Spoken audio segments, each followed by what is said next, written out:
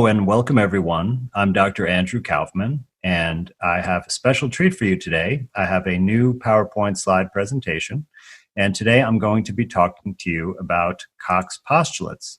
I know many of you have been asking questions about that. I'm going to share my screen now. I'm sorry about that one. I chose the wrong thing. So here we go. As I said, the title of today's presentation is Cox postulates, have they been proven for viruses? Or the rooster in the river of rats.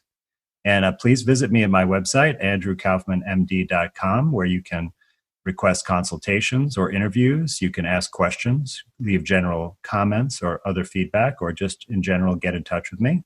And the name of my YouTube series is called Medicamentum Authentica. And it's on my YouTube channel under Andrew Kaufman. And I also have a channel on BitChute, Dr. Andrew Kaufman. So please find me there as well. Okay, so let's talk about what Cox postulates are. So there are 4 postulates, and these are some common sense rules that were formulated originally in the late 1800s to provide a way to determine if a microorganism or germ causes a disease. So the first postulate is the microorganism must be found in abundance in all organisms suffering from the disease, but should not be found in healthy organisms. Pretty common sense. Number 2, the microorganism must be isolated from a diseased organism or a person and grown in a pure culture. 3, the cultured microorganism should cause disease when introduced into a healthy organism. So once you've isolated it from a sick person and purified it, then you can put it into a healthy person and cause the same disease. And 4th, you must be able to re-isolate that organism from the person that you made sick. And if you can do all these steps, you've proved pretty much conclusively that that microorganism or germ causes the disease. So I came across this article that some of my viewers sent me, and it claims that Cox postulates have been fulfilled for the SARS virus. And this was published back in 2003 in Nature, which is one of the most prestigious scientific journals. And this is really important to point out because I have been saying that Cox postulates have not been fulfilled. And this is also important because the SARS virus is SARS-CoV-1. In other words, the other virus that supposedly is related to SARS-CoV-2, which is another name for COVID-19. So this is the precursor virus to the current COVID-19 situation. So it'll give you a little bit of a historical background. So I want to point out that right here, just between the title and what they say in the body of this article, already they're misleading you. Because in the second paragraph they wrote, according to Cox postulates as modified by Rivers for viral disease. So it's not Cox postulates, it's Rivers criteria, which is different. And they should have put that in the title, but they're misleading you to make you think that Cox postulates have been fulfilled. According to Rivers, there are 6 criteria to establish virus as a cause of disease. And I'm going to tell you what those 6 criteria are. And I'm going to compare and contrast that to Cox postulates. So you'll see that the color coding tells you which matches up with which, so you can see that there is quite a bit of overlap. So the one that that Rivers did not require was that the microorganism is found in ill but not healthy people. So that seemingly was too difficult to prove for Rivers, but I feel that this is a major shortcoming. Because if you can't find a virus in a sick person with the disease that you're looking at, then how can you really say that it causes that virus? However, I'm going to give it a pass because they're using the Rivers criteria, so I will apply the Rivers criteria. And you can see that it definitely requires isolation of the virus from a diseased host, just like Cox criteria. And also, there's a slight difference in how it's cultivated because viruses are not living organisms. They can't reproduce on their own. So you cannot grow them in a pure culture. So for example, if you isolated, let's say, Staphylococcus from a sick person, you could grow that Staphylococcus in a pure culture that will only be Staphylococcus cells. But with a virus, since they can't reproduce and they're not alive, you can't grow them in a pure culture of just virus particles. So you need to have host cells. So that would be cells basically from the person who is ill or the source of the virus in the first place. Now, there's the third criteria of Rivers, which is not in Koch's postulates, which is proof of filterability. And this is important because the virus particles are very, very tiny in the nanometer scale, which is a billionth of a meter. And so if they have a filter with very, very small pores, much smaller than the masks people are wearing, only the particles that are considered to be a virus can pass through, and all of the other cells, like the host cells or any bacteria or fungal cells that are in the mix, will get filtered out. So this is a way to purify the viral particle. Number 4, you must be able to take that isolated particle or virus and put it into a healthy host and cause the same disease. So that's the same as the third criteria of Koch's postulates. And this is the criterion that is the most important for proving that this agent causes a disease. You can't say that it causes a disease without this step, because before that, even if you find it in people with the disease, it's just an association or a correlation, and that does not prove causation. And I'll give you an example. Let's say that you show up at a fire and you see there are firefighters there. Now, you can't assume that the firefighters caused the fire just because they're there. They're just associated with the fire. And actually, they're doing the opposite. They're putting out the fire. So you can be really confused without this step. Then the fifth criterion is re-isolation of the virus. So that's from the person that you produced the disease in. You can once again isolate that particle or agent from that person. And then finally, the detection of a specific immune response to the virus. And this is much more difficult to prove because of the specificity issue, but I'm not going to really cover that very much during this talk because it is in my opinion, the least important of the criteria. So notice what is not in Rivers' criteria. There is nothing about genetic material, DNA or RNA mentioned at all. So in other words, you don't even have to look at the genetic material in order to prove these criteria. And at least formally, the genetic material or specific sequences does not have a role in proving that a virus causes a disease. And I'm following, this is what is specified in the authors of the Nature paper. So I went and looked at Rivers' article from 1937 where he laid out these 6 criteria. And I found a few interesting quotes to help us learn a little bit more detail what he was saying. So the first quote, "Now it is possible to bring excellent evidence that an organism is the cause of a malady without complete satisfaction of Koch's postulates." So basically he's saying that you can skip the steps that are not included in his criteria and still prove that a virus causes a disease. Next quote is, "Particularly those diseases caused by viruses, the blind adherence to Koch's postulates may act as a hindrance instead of an aid." Well, I think this indicates that he may have been looking for a little bit of a shortcut, that maybe it was difficult to perform some of the steps, and this makes it a little bit easier to prove a virus is the cause of disease. And it's not good to let your outcome affect your reasoning when determining these things, but I'll still accept the Rivers criteria as valid. He said, "It's obvious that Koch's postulates have not been satisfied in viral diseases." Now, granted, this was in 1937, but up to that time, that was certainly as true as it is today. He also said, "In the first place, it is not obligatory to demonstrate the presence of a virus in every case of disease produced by it." Now, I really don't understand the reasoning behind this, because if the virus is not present, then how could you say it caused the disease? But once again, I'll accept these criteria since this is what the authors laid out. And the last quote, "Viruses, whether they are parasites or fabrications of an autocatalytic processes, are intimately associated with host cells." So this is really important because it indicates a degree of uncertainty about the nature of viruses. And when he says that they are fabrications of autocatalytic processes, what I think that means is what's called apoptotic bodies. So our cells undergo this programmed cell death called apoptosis or apoptosis. And this happens in response to various things. It could just be a natural occurrence, but if there is a major illness, then cells might undergo this process, and they basically fragment into little blebs. And these little bodies, I think, are what he's calling the fabrications of an autocatalytic process. But that's very different from a virus, because that actually comes from our own cells rather than from outside. And he definitely points out the intimate association with the host cells, which is very important in the experimental methods that I'll get into.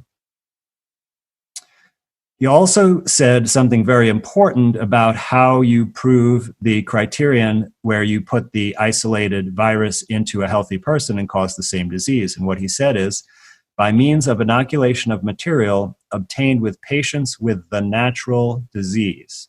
Okay, so not something made in a laboratory or from a laboratory, but from another patient with the natural disease. That's very important. He also said, if the inoculated animals become sick or die in a characteristic manner, which means having the same symptoms as the original disease, and if the disease in them can be transmitted from animal to animal by means of inoculations with blood or emulsions of involved tissue, free from ordinary microbes or rickettsia.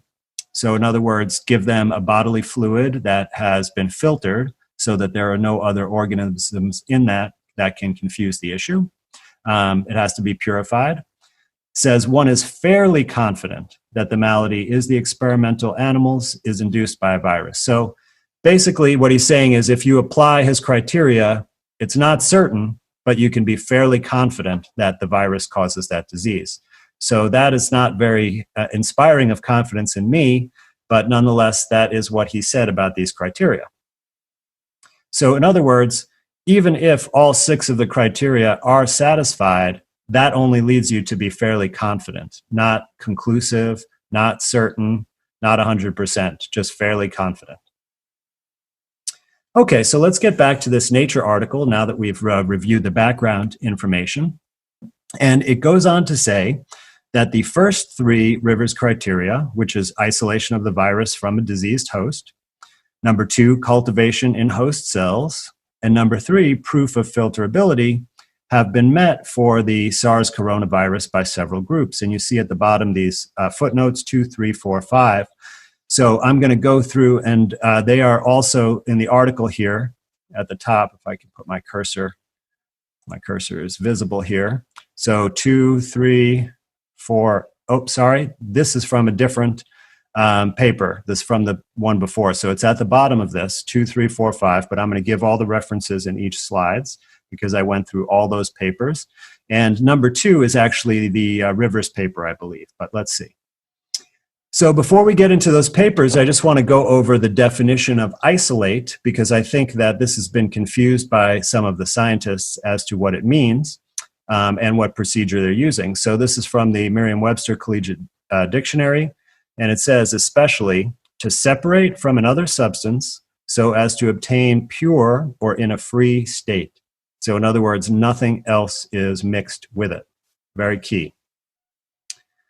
So here is a method that's been documented by many. It's in standard microbiology textbook or lab textbook, and it has been used extensively to isolate viruses from lower organisms such as bacteria, amoeba, and algae.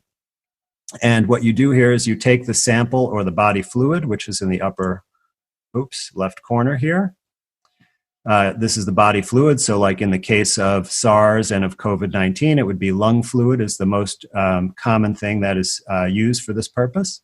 And what you do is take that fluid and you put it through very, very small filters.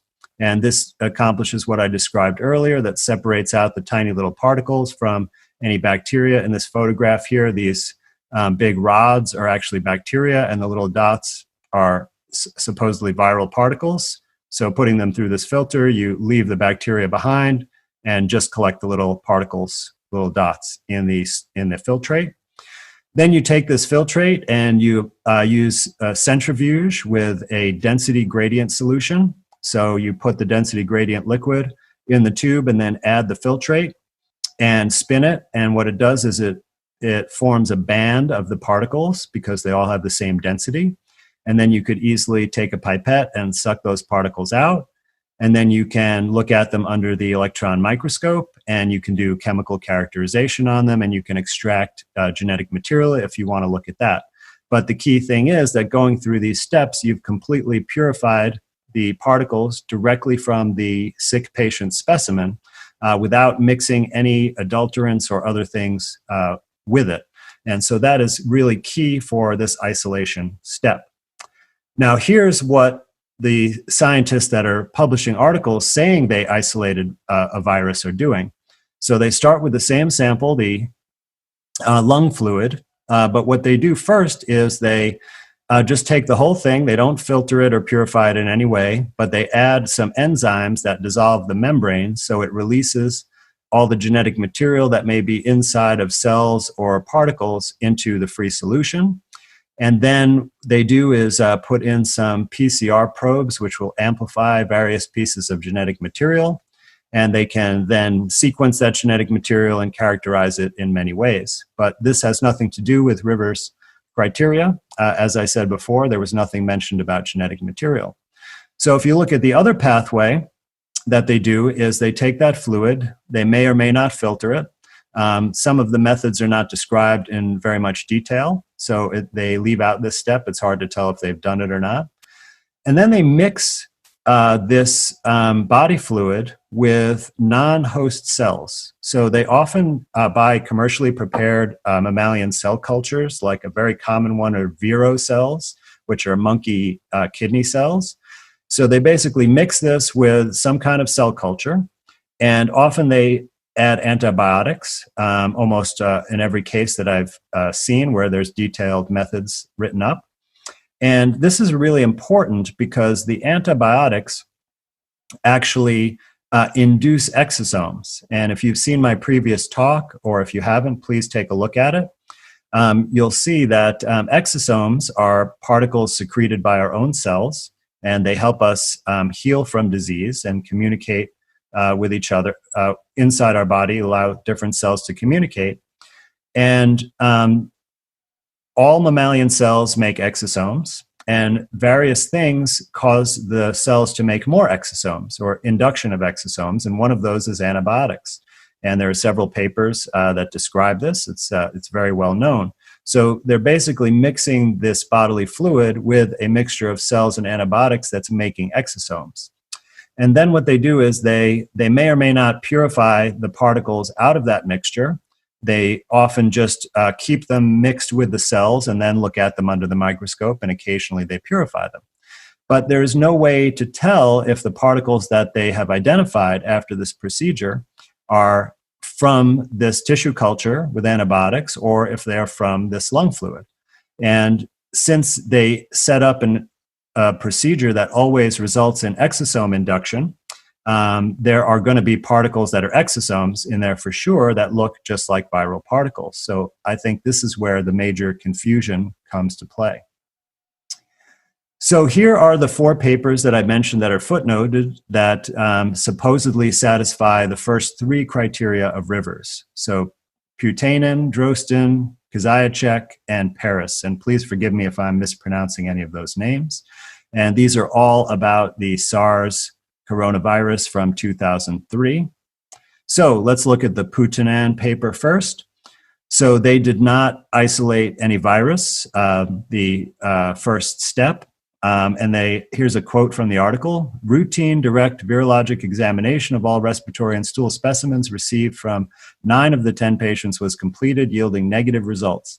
This included negative electron microscopical examination. So what they actually followed the right procedure here to do this, that they took the lung and stool specimens in this case and actually did try to purify those and look at those under a microscope, but they did not see anything. So that was a negative isolation. As I described, they did obtain genetic material, as they do in almost all these studies. The second step, they did not cultivate any fluid or particles in host cells. Instead, they used monkey Vero cells, which, as I described, introduces exosomes. And they did not prove filterability. So what they did was they performed all of these different tests, mostly genetic tests or antibody tests, to screen out for the presence of other bacteria or viruses that are known to cause disease. And in this case, they actually found metapneumovirus in 4 of the 9 patients, which definitely confused the issue. So once again, in the Poutanin paper, they did not prove any of the 3 criterion as claimed. So let's look at the Drosten paper. And once again, they did not isolate any virus.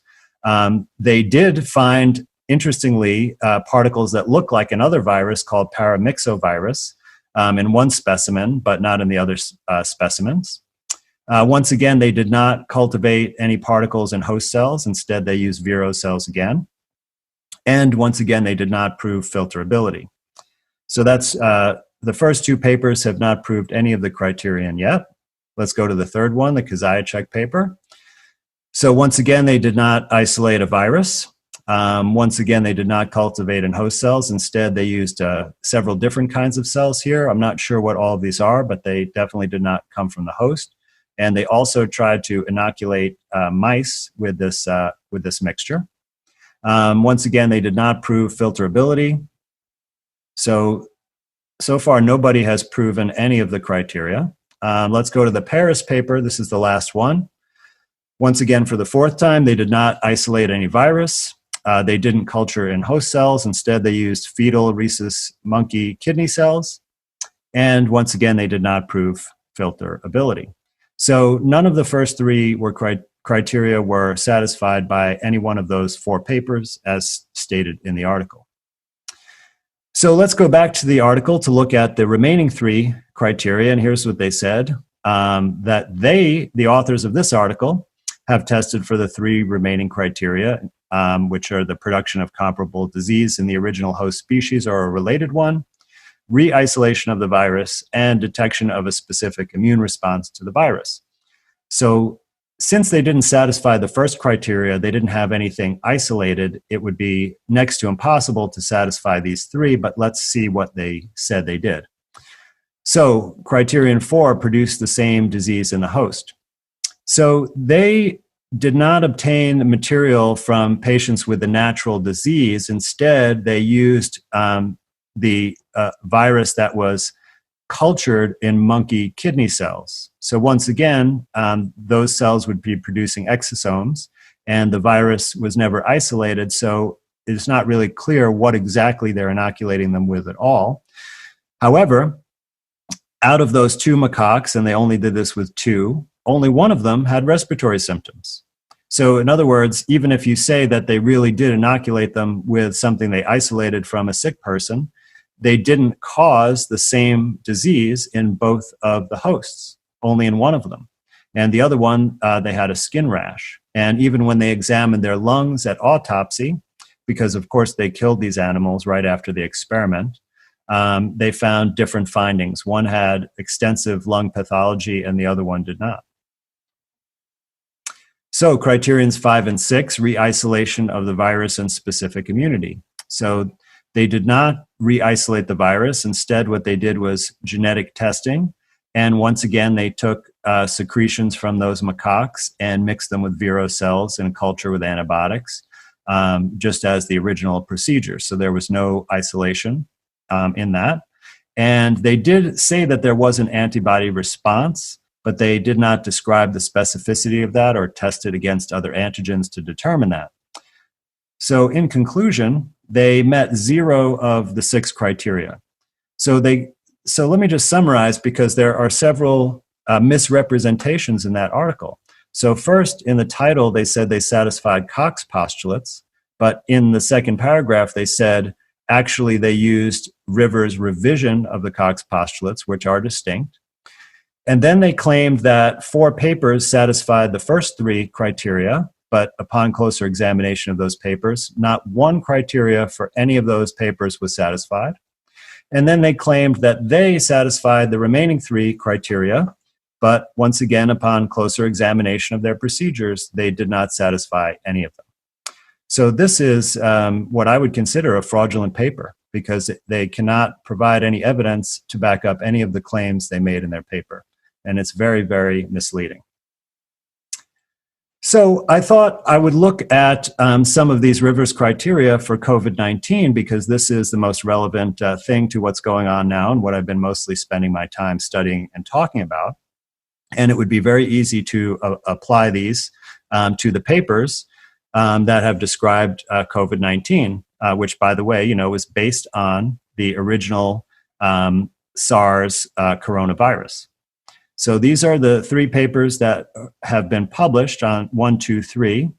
And then the fourth one is a group from Canada that has reported to some news media that they have also isolated this COVID-19 virus, but they have not published yet. So there's much less information about their specific methods, but there was enough to know what's going on.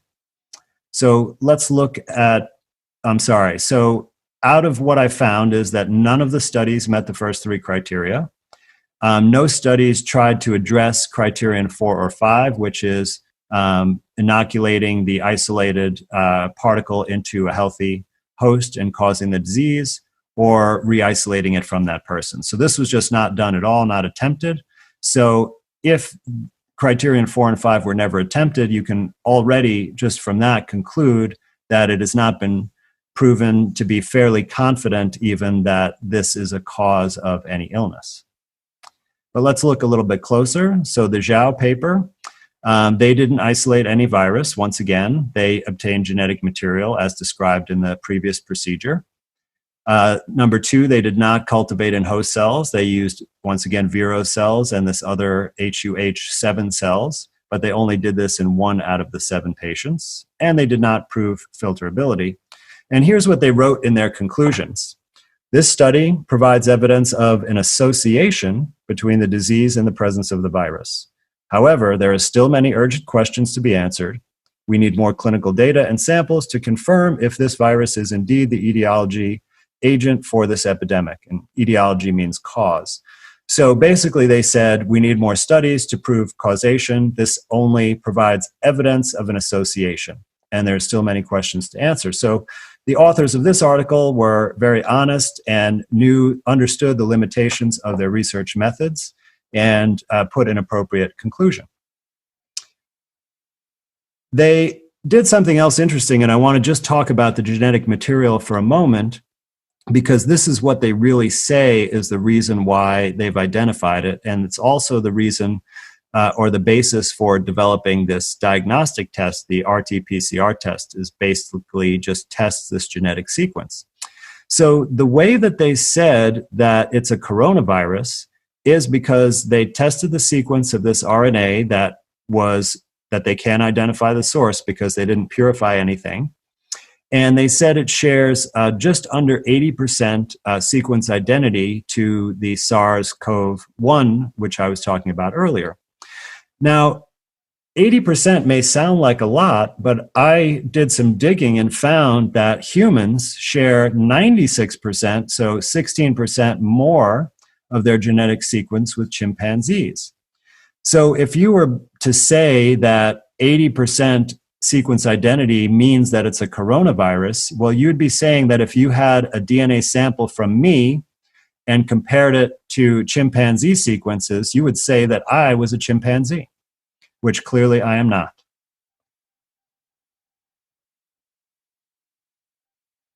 So let's move on to the next of the 3 papers. So the Zhu paper, once again, no virus was isolated. They obtained genetic material. They didn't cultivate in host cells, and this time they used lung cancer cells. Now, they don't call it that in the paper. What they say is that they are lung epithelial cells taken from biopsies of lung cancer patients. Now, I don't think it takes too much to realize that there are going to be cancer cells in there. And one thing that we know about cancer cells is that they make lots of exosomes. So this would provide particles that could be seen under the microscope and confused with other particles. And once again, they did not prove filterability. And this is what they said in their conclusion. So once again, an honest author. Although our study does not fulfill Koch's postulate, so they acknowledge that outright, our analyses provide evidence implicating 2019 nCoV in the Wuhan outbreak. So we have association, and we have implication. So this is nowhere near causation. This is preliminary findings that basically suggest that you need to do some more studies and actually apply the Rivers criteria if you want to prove causation. Now, the third paper is a little bit more problematic, but I'll get to that in a second. But if you look at the methods, once again, they did not isolate any virus. Once again, they did not cultivate in host cells. They used vero cells and antibiotics and did not prove filterability.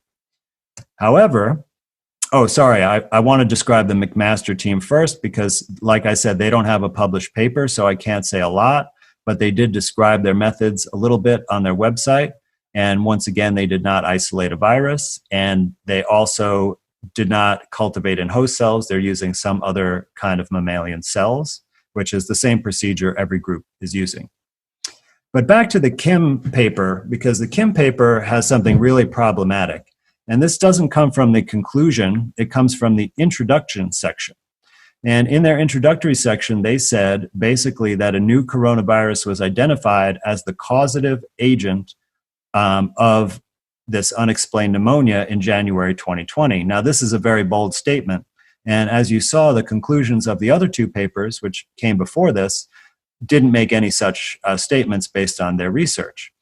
So this is reference number 7, is where this declarative statement about it being a causative agent comes from. And that reference is listed at the bottom of this slide. And interestingly, it's not a study that is trying to isolate or identify a virus. It's a study that's looking at the full sequence of the genetic material of this so-called virus and comparing it with evolutionary analysis. So in other words, with other species or viruses, sequences found in other species. So in other words, the science of that article would not be able to prove anything about causation. So I went and looked at that article, and interestingly, it doesn't say anything about causation anywhere. In the introduction, it says that a novel coronavirus is associated with human-to-human transition and severe human infection. So once again, association is not causation. And in its conclusion, it talks about the genetic features of the virus and their potential association with virus characteristics and virulence in humans remain to be elucidated. So in other words, there's some kind of association. We need more research. We haven't proven anything. So how did they say this? They must have just basically flat out lied. They made this up. They said it's a causative agent. They gave a reference, and it's not in the reference. And in my opinion, this should be censured. I mean, this is a serious ethical violation here to make such an important claim. All of the world policies are based upon this claim that it is a causative agent, and they cannot reference any science to back that up whatsoever. If we go on and look again at that McMaster University article, which is on the university website, they also make a bold claim, perhaps following on Kim's paper, saying that this new coronavirus set in motion the pandemic. So that's even a bigger claim than it being the cause of an illness. So you see, once a rumor is put out there, then other people are going to adopt it, and then it's going to become in people's minds the truth, even though there's nothing to back it up. So just to summarize the whole rumor mill thing, we have the papers that actually did the studies, and they claim that there's an association or an implication of the virus in the illness, far from any declarative statement about causation. Then in the third paper, it was changed to causative agent, and then it was changed to set in motion the pandemic. So stronger and stronger statements. And no evidence was provided at all to back up those statements. Just flat out lies. So I'd like to conclude from everything I talked about that, one, despite the claim of satisfying Koch's postulates, not one of the 6 Rivers criteria was met for SARS. Not one. That's in 2003. None of the Rivers criteria were met for COVID-19, except possibly specific immunity, the least important of the 6 criteria. And rumors and lies placed COVID-19 as the cause of a pandemic with no proof whatsoever. Just want to highlight the players here. And please do connect with me at my website, andrewkaufmanmd.com. Thank you so much for your time, and I'll see you next time.